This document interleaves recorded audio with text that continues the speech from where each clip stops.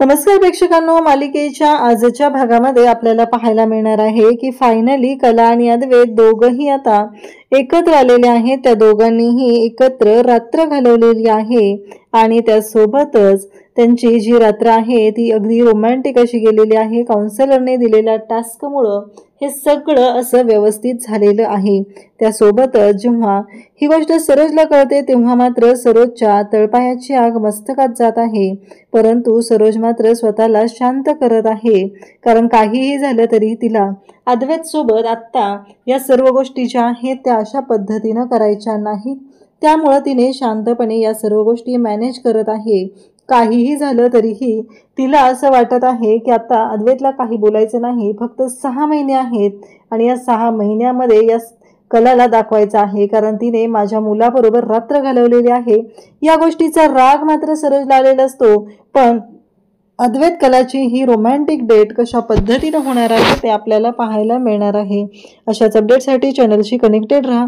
त्याचबरोबर चॅनलवर नवीन असाल तर चॅनलला सबस्क्राईब करा, व्हिडिओला लाईक करा। इकडे अद्वैत कलाकडे आलेला असतो आणि कलाला म्हणत असतो की चल।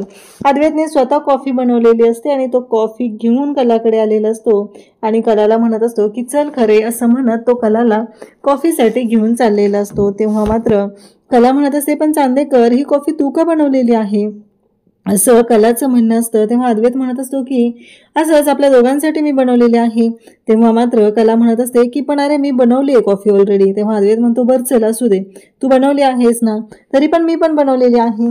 दोघंही आतमध्ये येतात आणि रूममध्ये अंधार असतो। तेव्हा अद्वैत एका शब्दात तिला बोललेला असतो की मला नाही दिसली तू बनवलेली कॉफी, असं अद्वैतचं म्हणणं असतं। आणि त्याचबरोबर अद्वैत म्हणत असतो की ही जी कॉफी आहे ती बनवलेली तर असते अद्वैतने आणि घेऊन आलेला असतो। तो म्हणत असतो की थांब मी लाईट ऑन करतो, असं अद्वैत बोलत असतो। आणि तेव्हा तिथे मात्र आलेली असते ती म्हणजे रोहिणी। रोहिणी बघत असते की यांचं नक्की काय चाललेलं आहे, हे दोघं नक्की काय करत आहेत आणि या सर्व गोष्टी रोहिणी पाहत असते। तेव्हा मात्र अद्वैत लाईट ऑन करण्यासाठी जात असतो, पण लाईट काही ऑन होत नाही, कारण नेमकं त्यावेळेस लाईट्स गेलेले असतात आणि रोहिणीचा डाव इथेच फेल होतो।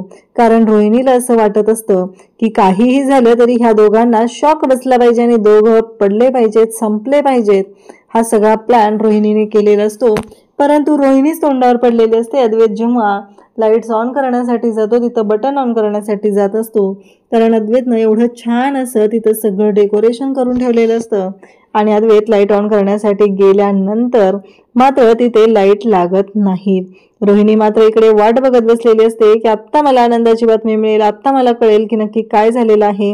हे सगळं जेव्हा चालू असतं तेव्हा मात्र इकडे रोहिणीला आता चांगलाच तिचा पचका झालेला असतो। तिला कळायचं बंद झालेलं असतं, म्हणजे लाईट्स तर लागल्याच नाहीत पण तिचा डाव मात्र फेल झालेला असतो।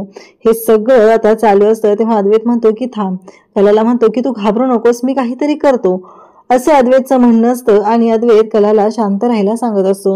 अद्वैत मात्र आता कलाला सांगून तो म्हणतो की थांब, मी काहीतरी घेऊन येतो, वेगळं काहीतरी करूया आपण, असं म्हणत अद्वैत निघालेला असतो।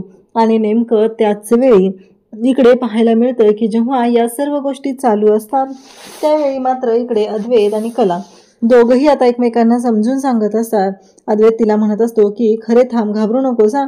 तेव्हा कला म्हणते की नाही, मी नाही घाबरत कशाला, असं कला अद्वैतला स्पष्टपणे सांगत असते। तेव्हा अद्वैत निघालेला असो आणि जाताना कला मात्र अद्वैतला म्हणत असते की तू घाबरू नको चांदेकर, कशाला, एवढं लक्षात असू दे, असं म्हणत कला अद्वैतची फिरकी घेत असते। आणि झालं, रोहिणीचा प्लॅन इथेच फ्लॉप झालेला असतो आणि रोहिणी ही चांगलीच तोंडावरती पडलेली असते। आणि अद्वैत गेल्यानंतर कला टॉर्च लावते आणि टॉर्च लावून पाहू लागते की हे सगळं जे काय आहे ते तिला दिसतं, तिथं गुलाबाच्या पाकळ्या दिसतात आणि त्यावेळेस तिला मात्र खूप आनंद झालेला असतो। ती म्हणत असते म्हणजे चांदेकर नाही, आणि पुन्हा स्वतःची समजूत घालू लागते की नाही, एवढ्याच हरकून जायची काही गरज नाहीये, चांदेकरनं फक्त गुलाबाच्या पाकळ्या ठेवलेल्या आहेत, एवढा त्या गोष्टीचा आनंद व्यक्त करायची गरज नाही। मग कलाने ज्या कॅन्डल असतात त्या घेतलेल्या असतात आणि सगळ्या घरामध्ये तिने कॅन्डल लावलेले असतात आणि तेव्हा ती पाहते अद्वैतने खूप सुंदर असं रूममध्ये डेकोरेशन केलेलं असतं आणि या सगळ्या गोष्टी छान पद्धतीने तिने केलेल्या असतात। तेव्हा मात्र अद्वैत आणि कला दोघंही तिथे असतात, अद्वैतही आलेला असतो आणि मग अद्वैत आणि कला दोघंही आता कॉफी प्यायला बसणार असतात।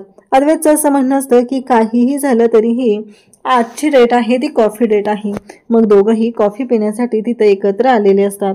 त्यानंतर आपल्याला पाहायला मिळतं की अद्वैत आणि कला दोघंही तिथे आता टेबलवरती कॉफी ठेवलेली असते, कॅन्डल लावलेले असतात. खूप छान असं सगळं छान अशी डेकोरेशनची झालेलं असतं आणि दोघंही खूप आनंदात तिथं असतात. आणि फायनली कला आणि अद्वैत यांची कॉफी डेट जी आहे ती सुरू झालेली असते आणि दोघांनाही तो आनंद ते व्यक्त करत असतात. एकमेकांशी बोलत एकमेकांबरोबर हे सगळं त्यांचं चालू झालेलं असतं. अद्वैत कलाला म्हणत असतो की आता काय करायचं. कला आणि अद्वैत दोघंही आता तिथे कॉफी असते आणि अद्वैत चेअर्स करतो. दोघंही कॉफी घ्यायला सुरुवात करतात. तेव्हा कला म्हणत असते की मला काय माहिती काय करायचं आहे ते, मी नाही कधी गेलेले कॉफी डेटवरती आणि दुसरी गोष्ट म्हणजे माझ्या जवळपासचंही कोणी गेलेलं नाहीये, त्यामुळे मला नाही माहिती की नक्की काय आहे, असं कला स्पष्टपणे अद्वैतला सांगत असते. तेव्हा मात्र इकडे अद्वैत म्हणत असतो की हो बरोबर आहे, पण आपल्याला ही कॉफी डेट आहे ती अशा पद्धतीनं एन्जॉय करायची आहे असं चाललेलं असतं. दोघंही एकमेकांना चीअर्स करत मस्त अशी कॉफी डेट आहे ती एन्जॉय करत असतात. त्यानंतर रोहिणी आणि नैना दोघीही पाहत असतात आणि म्हणत असतात की आज पुन्हा प्लॅन फेल झालेला आहे, पण नाही आता काहीतरी केलं पाहिजे असा विचार रोहिणीच्या डोक्यात आलेला असतो. आणि त्यामुळं रोहिणी जी आहे ती इकडे नयनाला म्हणते की थांब मी आले, कारण रोहिणीच्या डोक्यात आता असं सुरू झालेलं असतं की काहीही झालं तरीही एक महत्त्वाची गोष्ट आहे आणि रोहिणीच्या डोक्यात ह्या सगळ्या गोष्टी सुरू झालेल्या असतात. तेव्हा मात्र रोहिणी म्हणत असते की आता मला सरोजनीकडे गेलं पाहिजे, कारण सरोज हा एकच ऑप्शन आता दिसत असतो आणि सरोजला जर हे सांगितलं तरच ह्यांची कॉफी डेट स्पॉईल होऊ शकते एवढंच इकडे वाटत असतं. आणि तेव्हा मात्र इकडे पाहायला मिळतं की जेव्हा या सर्व गोष्टी घडत असतात तेव्हा मात्र इकडे कला आणि अद्वैत मात्र खूपच असे रोमॅन्टिक झालेले असतात, ते खुश झालेले असतात. फायनली त्यांच्या आयुष्यामध्ये हा एवढा छान असा प्रसंग असतो आणि ते दोघंही एकमेकांना सावरत असतात आणि त्याचबरोबर ती जी डेट आहे ती एन्जॉय करत असतात. रोहिणी आणि नैनाला खूप राग येत असतो. त्यांना असं वाटत असतं की काय आहे हे सगळं कशामुळं घडतंय असं त्यांच्या डोक्यात सुरू झालेलं असतं. त्यासोबतच इकडे त्यांना असं वाटत असतं की काहीही झालं तरीही आत्ता सध्या आपण हे सगळं जे काय आहे ते छान असं एन्जॉय केलं पाहिजे एवढंच त्यांना वाटत असतं. आणि मग कला अद्वैतला म्हणत असते की मला नाही माहिती रे, माझ्या ओळखीत कोणी डेटवरती गेलेलं नाही, असं त्याचं बोलणं सुरू झालेलं असतं. तेव्हा कला आणि अद्वैत दोघंही कॉफी घेतात. अद्वैतनं केलेली कॉफी असते आणि कला म्हणत असते की खरंच चांदेकर कॉफी मात्र मस्तच झालेली आहे. आणि तेव्हा मात्र अद्वैत जो आहे तो कलाला म्हणत असतो की होणारच आहे, मी तेवढा परफेक्शनिस्ट आहे ना, मग कॉफी जी आहे ती मस्तच होणार आहे, असं त्याचं बोलणं चाललेलं असतं. आणि त्याचबरोबर दोघंही म्हणत असतात की आता पुढे काय करायचं हा मोठा प्रश्न असतो. तेव्हा कला म्हणत असते की आपण फुली गोळा खेळूया, असं त्यांचं बोलणं चाललेलं असतं आणि ते दोघंही फुली गोळा खेळण्यासाठी तिथे सज्ज झालेले असतात. तेव्हा अद्वैत म्हणत असतो की चालेल, कारण आता कॉफी पित आहेत, गप्पा मारल्या पाहिजेत, हे मात्र दोघांच्याही लक्षात येत नाही. त्यांचं मात्र असं चाललेलं असतं की आता करायचं काय, फुली गोळा खेळायचा आहे एवढंच त्याच्या डोक्यात आलेलं आहे. आणि फुली गोळा खेळायचा म्हणजे कसा खेळायचा, तर अद्वैत म्हणतो की तू फुली आणि मी गोळा, असंही तू प्रत्येक वेळेस माझ्या प्रत्येक गोष्टींवरती फुल्या तर मारतच असते ना, आणि त्यामुळं हे फुली गोळा आपण खेळूच या, असं अद्वैतचं म्हणणं असतं. आणि त्यासोबतच अद्वैत हे सगळं बोलत असतो आणि मग दोघंही फुली गोळा खेळत असतात आणि फुली गोळा खेळत ते दोघंही आता एकमेकांबरोबर वेळ घालवत असतात. तेव्हा अद्वैत म्हणत असतो की फायनली मी जिंकलो, मी कोण आहे माहिती आहे ना, मी द ग्रेट अद्वैत चांदेकर आहे आणि मीच जिंकलेला आहे, असं अद्वैत सांगत असतो. त्यानंतर आपल्याला पाहायला मिळतं की रोहिणी आणि नैना मात्र तिथे थांबून हे सगळं पाहत असतात. त्यांना असं वाटत असतं की आत्ता तरी यांची डेट स्पॉईल झाली पाहिजे, परंतु तसं काही घडत नाही. उलट चांगली गोष्ट घडलेली असते की कॅन्डल लाईट कॉफी डेट अशी अद्वैत कलाची चालू झालेली असते. आणि तेव्हा कला म्हणत असते बघितलं का चांदेकर, तुझ्या ह्या सगळ्या आवाजामुळं तिथे पाऊसही सुरू झालेला आहे आणि हे सगळं जे काय होत आहे ना हे फक्त तुझ्यामुळंच होत आहे, असं कला इकडे अद्वैतला सांगत असते. कला अद्वैतला जेव्हा हे सगळं बोलत असते तेव्हा अद्वैत म्हणत असतो की खरे काय चाललंय तुझं प्रत्येक वेळेस, असं म्हणत अद्वैत तिला बोलत असतो आणि तिला सांगत असतो की तुझ्या डोक्यात जे काही आहे ना ते तुझ्या डोक्यात ठेवत जा असं अद्वैतचं म्हणणं असतं. परंतु अद्वैतला कला म्हणत असते की आता पाऊस सुरू झालेला आहे. तेव्हा अद्वैतला आता प्रश्न पडलेला असतो की मी आता काय करू, मी कसं जाणार, म्हणजे मला पाऊसात नाही सहन होत भिजलेलं, असं अद्वैतचं बोलणं सुरू आहे. तेव्हा कला म्हणते की थांब, माझ्याकडे छत्री आहे, ती देते मी. आणि असं म्हणत अद्वैतला कला तिच्याकडे असलेली छत्री देते. अद्वैत छत्री उघडतो आणि पाहतो तर काय, त्याला खूप मोठं असं होल पडलेलं असतं. आणि ते पाहून तो कलाकडे म्हणत असतो, खरे मी दिसतोय का तुला. आणि मग ती अद्वैतला तो पुन्हा बोलायला सुरुवात करतो, याच्यासाठी मी सांगत असतो की ब्रँडेड वस्तू वापरायच्या, पण तू ऐकशील तर नवल ना, तुला कुठं ऐकायचं असतं माझं, तुला कुठं आवडतं मी सांगितलेलं. असं म्हणत अद्वैत तिला चिडवत असतो. तेव्हा कला म्हणत असते की चांदेकर जा ना कडेकडनी. तेव्हा अद्वैतचं असं म्हणणं असतं की नाही, मी नाही जाऊ शकत, कारण मग माझं अंग भिजेल ना, ते पन्हाळ्याचं पाणी आहे ना. मग कला म्हणते की थांब थांब, मी एक गोष्ट करते. असं म्हणत कला जी आहे ती अद्वैतला एक कॅरी बॅग घेते आणि ती कॅरी बॅग जी आहे ती अद्वैतला देते. आणि अद्वैतला म्हणत असते की बघ, हे जे काही आहे ना हे असं आहे. असं म्हणत तिने अद्वैतला एक कॅरी बॅग दिलेली असते. आणि ती कॅरी बॅग जी आहे ती दिल्यानंतर ती त्याच्या डोक्याला लावणार असते. तेव्हा अद्वैत म्हणतो की बासा, हे असलं काही करू नकोस तू माझ्यासोबत, मी सांगतोय ना तुला, असं म्हणत असतो. तेव्हा कला म्हणते ठीक आहे, मग बस कॉफी पीत, असं कला त्याला सांगत असते. कारण कलाने त्याला जे पर्याय दिलेले असतात ते पर्याय काही अद्वैतला आवडलेले नसतात. त्यामुळंच अद्वैतची ही सगळी चिडचिड चाललेली असते. तेव्हा अद्वैत आणि कला मग पुन्हा फुली गोळा खेळूया असं अद्वैत म्हणतो. आणि ते दोघेही पुन्हा फुली गोळा खेळायला सुरुवात करतात. त्यानंतर आपल्याला पाहायला मिळतं की त्या दोघांचं हा जो खेळ आहे तो चालूच झालेला असतो. आणि मस्त एन्जॉय करत ते दोघंही खेळ खेळत असतात. त्यानंतर आपल्याला पाहायला मिळतं की इकडे नैना आणि रोहिणी पुन्हा तिथं आलेले असतात. त्या दोघींनाही खूप राग येत असतो की हे दोघे एकत्रच येत आहेत. सरोज आता रोहिणीला सांगत असते की हे बघ रोहिणी, तुला माहिती आहे ना, मी असं काही करणार नाही, फक्त 6 महिन्यांचा प्रश्न आहे, मी डायरेक्टली तिथं जाऊन काहीही करू शकत नाही. 6 महिन्यांचा प्रश्न आहे, 6 महिन्यात तिला काय गोंधळ घालायचा ते घालू दे, कारण काहीही झालं तरी माझा मुलगा हा माझ्या शब्दाबाहेर नाही, असं सरोज बोलत असते. तेव्हा मात्र रोहिणी म्हणत असते, पण अगं सरोज वहिनी, तू विचार कर ना, आत्ता मी तुला काय सांगते, अद्वैत तिथं रूममध्ये आहे आणि त्यांचं काय चाललंय जरा बघ तू जाऊन, असं ती सांगत असते. तेव्हा मात्र इकडे रोहिणी म्हणत असते की कसं आहे माहिती आहे का, काही झालं तरी सरोजनी तुला माझं ऐकायचंच नाही. इकडे कला आणि अद्वैत दोघंही आता खेळून खेळून दमलेले असतात, गप्पा मारून झालेले असतात. आणि मग तिथे अंथरुणावरती अद्वैत आता झोपी जातो. तेव्हा कलाही तिथं असते, कलाही कंटाळून झोपी चाललेली असते. कला म्हणत असते की चांदेकर, तू तुझ्या रूममध्ये जा रे, इथे नको थांबूस, तू तुझ्या मोमो गादीवर जाऊन झोप जा. तेव्हा अद्वैत म्हणत असतो की नाही, इथे पण मोज गादी आहे ना, असं अद्वैतचं म्हणणं असतं. परंतु दोघंही आता खाली अंथरूण घालून झोपलेले असतात. आणि अद्वैत मात्र झोपेतच बरळत असतो. तो म्हणत असतो की मी जिंकलेलो आहे, खरे जिंकलो तर मीच आहे, मी मिस्टर परफेक्शनिस्ट आहे, मी चांदेकर आहे. हे सगळं अद्वैतचं बोलणं सुरू झालेलं असतं. कला मात्र त्याला म्हणत असते की गप्प बस रे चांदेकर तू, असं म्हणत कला अद्वैतला शांत करत असते. परंतु अद्वैत मात्र अजिबात ऐकत नसतो, तर तसाच झोपेत बरळत असतो. इकडे कला जी आहे ती अद्वैतचा हात हातात घट्ट पकडते आणि अद्वैतच्या अगदी जवळ येऊन झोपी जाते. अद्वैत पण कलाला घट्ट पकडून स्वतःच्या जवळ घेतो. कला आणि अद्वैत दोघंही रोमॅन्टिक होत काउन्सिलरच्या त्या टास्कमुळे आणखीनच जवळ आलेले असतात. अद्वैतला कलापासून दूर जायची इच्छाच नसते, फक्त तो ते मान्य करत नसतो. दुसऱ्या दिवशी सकाळी आता सरोजला फोन आलेला असतो ऑफिसमधून, ऑफिसच्या कामासाठी तो फोन आलेला असतो.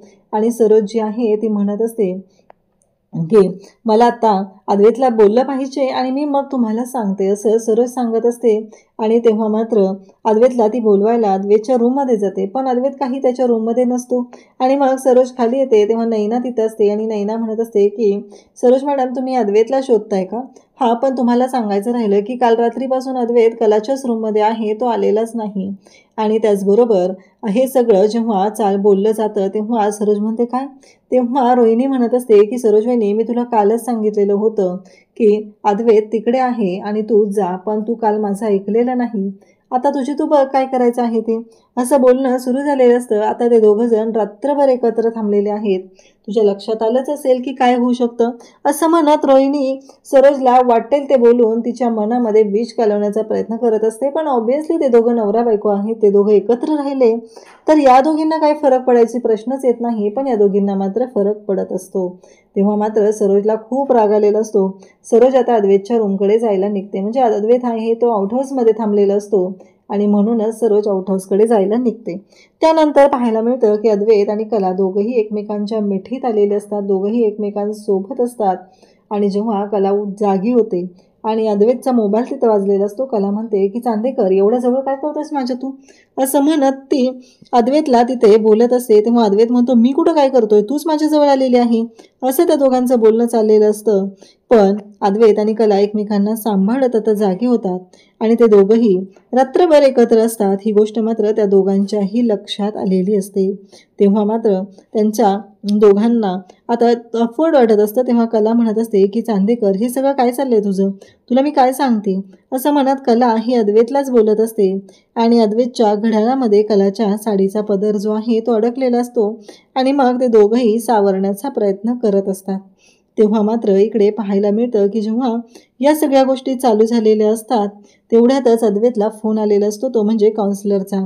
अद्वैतला जो काउन्सिलरचा फोन आलेला आहे आणि तो काउन्सिलरचा फोन अद्वैत उचलतो तेव्हा तो सांगतो की गुड मॉर्निंग, कालचा टास्क कसा झालेला आहे. तेव्हा अद्वैत सांगतो की हो व्यवस्थित झालेला आहे कालचा टास्क. असं म्हटल्याबरोबर अद्वैतचं असं म्हणणं असतं की आता तेव्हा काउन्सिलर सांगत असतो की मला आता पुढचा टास्क द्यायचा आहे आणि जो पुढचा टास्क आहे ते तशा पद्धतीनं हे बोलणं सुरू झालेलं असतं. तेव्हा मात्र इकडे पाहायला मिळतं की जेव्हा या सर्व गोष्टी घडत असतात तेव्हा काउन्सिलर सांगत असतो की आता तुम्हाला एकमेकांचं कॅरेक्टर प्ले करायचं आहे. म्हणजे अद्वैत आहे तो कला बनणार आहे आणि कला आहे ती अद्वैत बनणार आहे. म्हणजे अद्वैत आणि कलाला एकमेकांची कामं करायची आहेत असं काउन्सिलरने सांगितलेलं असतं.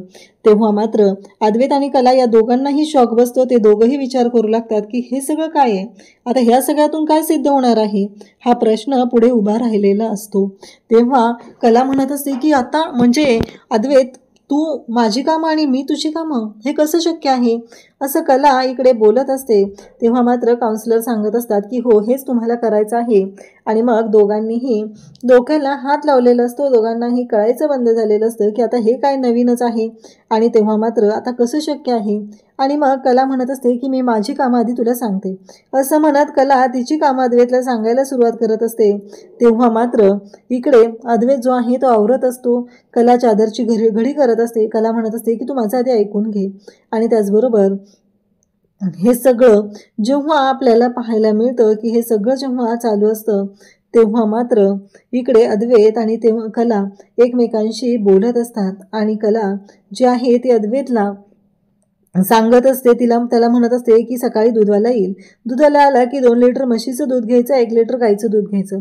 सकाळी पहिलं आबांना 2 कप चहा लागतो, आबांना 2 कप चहा द्यायचा, रोहिणी मॅडमना त्यांचा ज्यूस द्यायचा आणि त्यासोबतच इकडे सरोज मॅडमना कॉफी द्यायची.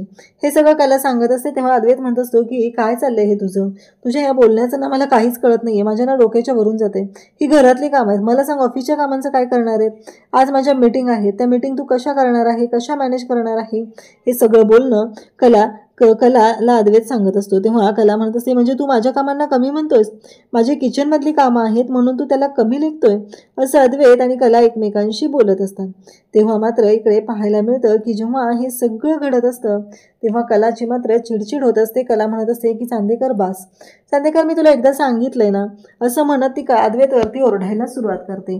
त्यानंतर अद्वैतच्या रूमचा तिथे दरवाजा वाजतो. उद्याच्या भागात पाहायला मिळणार आहे की रूमचा दरवाजा वाजलेला असतो आणि त्याचबरोबर इकडे रूमचा दरवाजा वाजल्यानंतर मात्र हे सगळं जेव्हा चालू आहे तेव्हा अद्वैत दरवाजा उघडतो आणि दरवाजा उघडतो तेव्हा त्याला धक्का बसतो. दारात सरोज आलेली असते आणि सरोज मात्र तिथं आलेली आहे आणि अद्वैतला ती म्हणत असते की अद्वैत मला तुझ्याशी बोलायचं आहे काही गोष्टींवरती.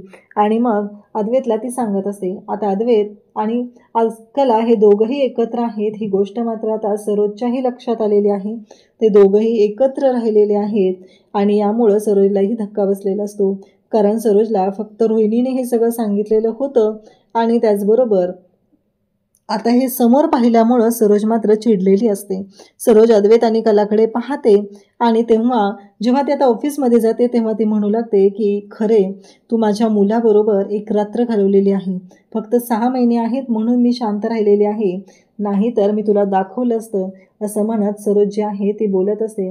सरोजला खूप राग आलेला असतो. सरोजला ही गोष्ट पटलेली नसते की अद्वैत आणि कला दोघंही एकत्र राहिलेले आहेत. ही गोष्ट मात्र सरोजला सहनच झालेली नसते. इकडे कला आणि अद्वैत दोघंही एकमेकांना सांभाळण्याचा प्रयत्न करत असतात, पण सरोज आहे तिला मात्र या सगळ्या गोष्टी पटत नाही आहेत, तिला पचनीच पडत नाही आहेत, म्हणून तिची चिडचिड होत असते. आता कला आणि अद्वैत दोघं कसे एकत्र येणार, आता दोघांना दिलेला जो टास्क आहे तो कशा पद्धतीने पूर्ण होणार ते आपल्याला पुढे पाहायला मिळणार आहे. अशाच अपडेटसाठी चॅनलशी कनेक्टेड राहा. थँक्यू.